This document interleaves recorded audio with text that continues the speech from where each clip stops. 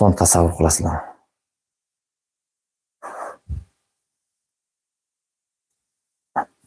Xo'p.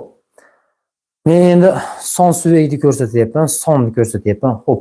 Endi belimizdan chiqqan nervlar sonimizda 20 xil, ya'ni 20 atrofida, ya'ni taxmin 20, balkim 19, balkim 20 atrofida bunaqa mechitsalarda bo'laklari bor-da, go'sht bo'laklari bor.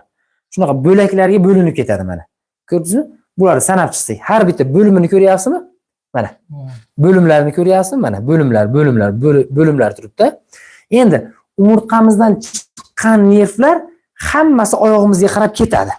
Oyog'imizga qarab ketadi. Endi bu nervlar faqat bitta bo'lib ketmaydi. Meshitsalarga bo'linadi, tarqaydi. Ana shuning uchun ninani suqsa og'riq sezamiz. Nimaga? Bu yerda nerv bor.